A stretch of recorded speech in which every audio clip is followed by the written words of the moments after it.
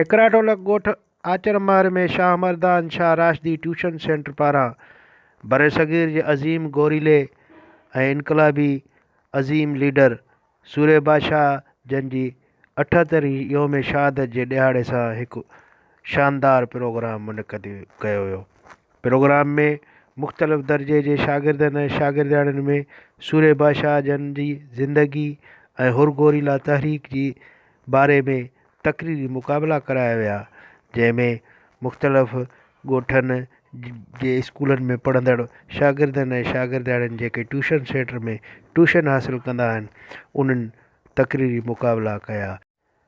Programme जी बाक़ाइदा शुरात हाफ़िज़ ख़ामन बख़्श सिकंदरी महरजन तलावत कलाम पाक पढ़ी कई ऐं प्रोग्राम में नाते रसूल मक़बूल सल्लल्लाहु अलैहि वसल्लम हुमैरा ख़ातून जन पढ़ी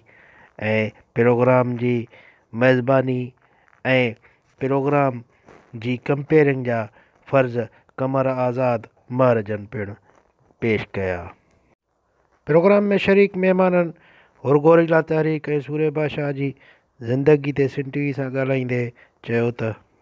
तहरीक जे किरदार ऐं पीस सूर्य बादशाह जी अज़मत ते ही जेका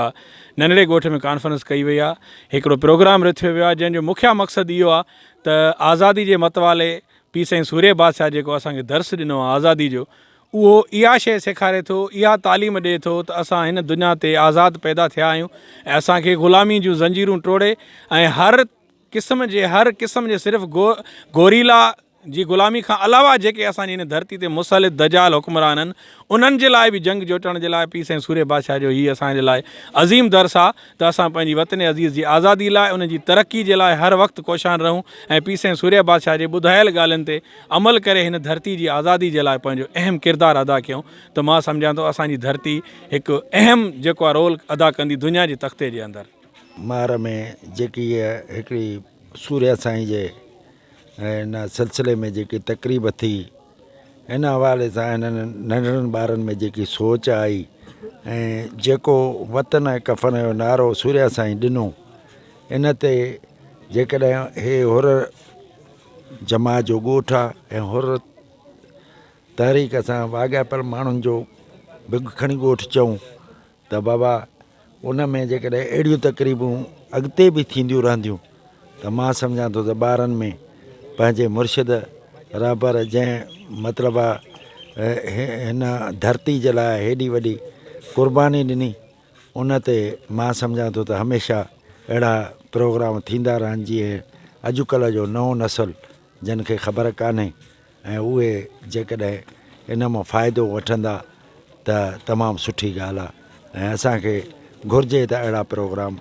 वधि में वधि जमात जे ॻोठनि में थियणु घुरिजनि। शुक्र अल्हम्दुलिल्लाह असां वटि पीर साईं सरदार जे मतिलबु उन हवाले सां जेको प्रोग्राम थियो उहो पीर साईं सूर्य बादशाह जी सालगिरह जे हवाले सां हुयो ऐं नंढड़नि ॿारनि तकरीरूं कयूं। असांजे पोयों जेको नसल आहे अल्हम्दुलिल्लाह उन्हनि मंझि इहे शयूं इहे जज़्बात इहे तव्हां सभु ॾिठा ऐं उहे साॻी हुरनि वारी उहे सभु शयूं जेकियूं आहिनि साम्हूं अचनि थी पियूं। इंशाअल्लाह अॻिते बि पीर साईं जे हुकुम ते लबेक चवंदासीं। असांजा वॾा ऐं असांजा जेके हुर अॻ में मतिलबु क़ुर्बानियूं ॾेई पाकिस्तान जे लाइ ऐं ख़ासि तौरु मुस्लमाननि जे लाइ ऐं हाणे बि असांजा जेके पोयों नसल आहे उहो तव्हांजे साम्हूं सॼो कुझु हुन ॿुधायो। असां हाणे बि उहे साॻी हुर आहियूं, साॻी जेको आहे पीर साईं मौजूदा वेठा आहिनि ऐं उन्हनि जे हुकुमनि ते इंशाअल्लाह लबेक चऊं था ऐं असां हर टाइम जेको आहे तयारु आहियूं, जिते बि ज़रूरत पई इंशाअल्लाह ताला पीर साईं जे हुकुम ते लबेक चई सभु वेंदासीं। मुआज़ हुकुम थींदो त पीर साईं जे हुकुम ते इंशाअल्लाह हाज़िर रहंदासीं।